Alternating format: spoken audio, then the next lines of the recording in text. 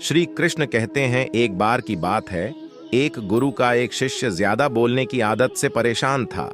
वह जब भी किसी से मिलता तो मिलने के बाद अपने मित्रों के सामने उस इंसान के बारे में अपना विचार देना शुरू कर देता था।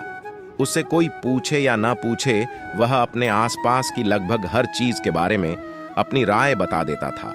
आश्रम में रहने वाले लगभग हर छात्र और शिक्षक के बारे में उसकी अपनी सकारात्मक और नकारात्मक राय थी, जिसे वह बिना सोचे समझे लोगों के सामने रख देता।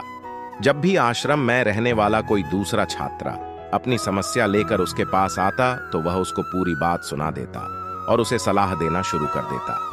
वह अक्सर अपने मित्रों से कहता रहता, तुम्हें यह काम ऐसा करना चाहिए था, वह काम ऐसे करना चाहिए था।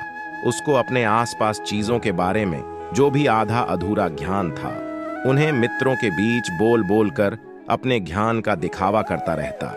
उसकी इन्हीं हरकतों की वजह से आश्रम का कोई भी छात्र या शिक्षक उसे गंभीरता से नहीं लेता था।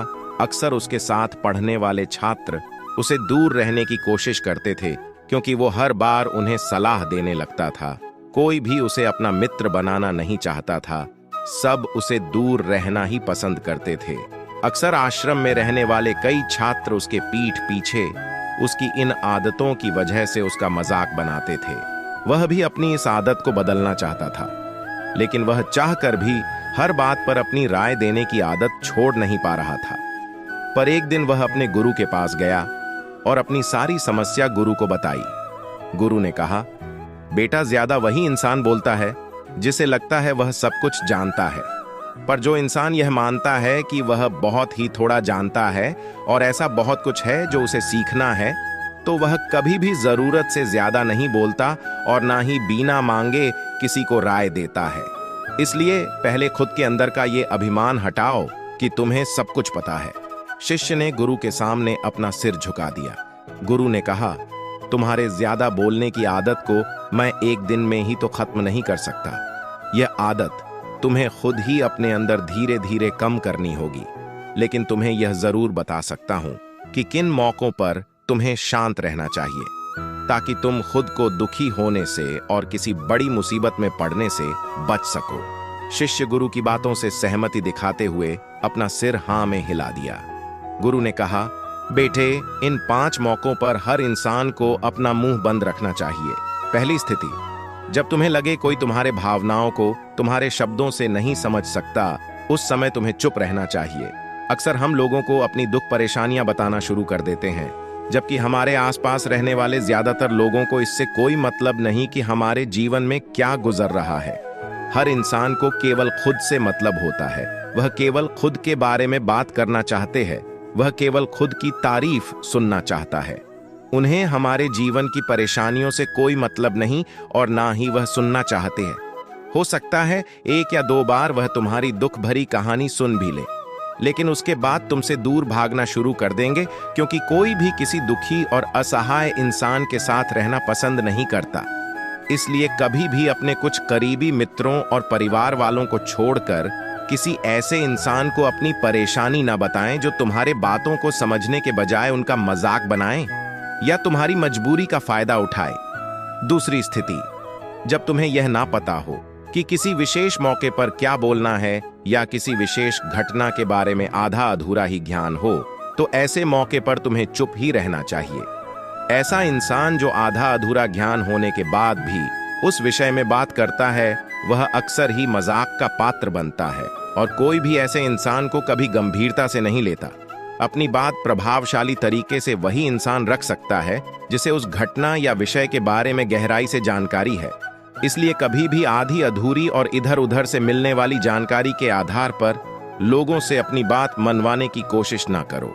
एक ऐसा इंसान बनना जिससे हर कोई बात करना चाहे, यह भी एक कला है जिसे हर इंसान सीख सकता है।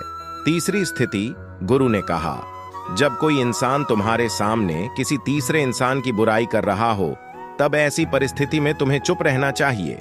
तुम्हें कभी भी ऐसी नकारात्मक बातचीत का हिस्सा नहीं बनना चाहिए, क्योंकि आज जो इंसान तुम्हारे सामने किसी तीसरे इंसान की बुराई कर रहा हो, वही कल किसी और के सामने तुम्हारा भी बुराई करेगा। इसलिए जब भी कभी कोई किसी तीसरे इंसान की बुराई करे, आपको अपनी कोई भी राय वहां नहीं रखनी है।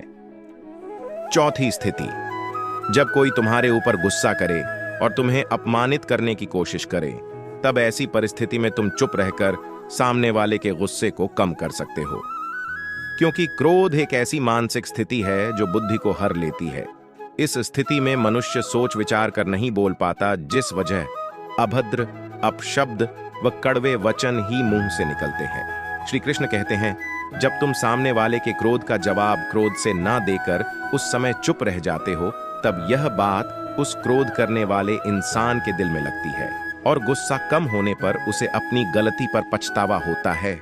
लेकिन तुम्हारा हर परिस्थिति में चुप रहना भी ठीक नहीं है। अगर कोई गलत कर रहा हो तो तुम्हें उसका जवाब भी देना है। हर बार तुम्हारा मौन रहना सामने वाले की गलत हरकतों व उद्दंडताओं को बढ़ावा देने जैसा होगा। लेकिन कुछ लोग ऐसे होते हैं जिन्हें हमारा चुप रहना उन्हें हमारी कमजोरी प्रतीत होती है। गुस्से के दौरान चुप रहने का यह तरीका केवल परिवार, सगे संबंधी और कुछ निकट मित्रों के लिए सही है, ना कि हर इंसान के लिए। अगर तुम हर जगह चुप रहने लग गए तो इसका गलत फायदा उठाया जा सकता है। पांचवी स्थिति, जब कोई इंसान अपने जीवन की किसी दुख भरी घटना या परेशानियों से गुजर रहा हो, तो तुम्हें चुप रहकर सिर्फ उसके बातों को सुनना है। लेकिन ज्यादातर लोग ऐसे होते हैं कि किसी ने उनके सामने अपनी समस्या सुनाई नहीं की, उन्होंने समाधान देना शुरू कर दिया, जबकि कोई इंसान अपना समझकर ही हमसे अपनी परेशानी साझा कर रहा होता है, ना कि वो आपसे किसी सुझाव की उम्मीद से बता रहा होता है। वह बस ये चाहता है हम उसकी पूरी बात ध्यान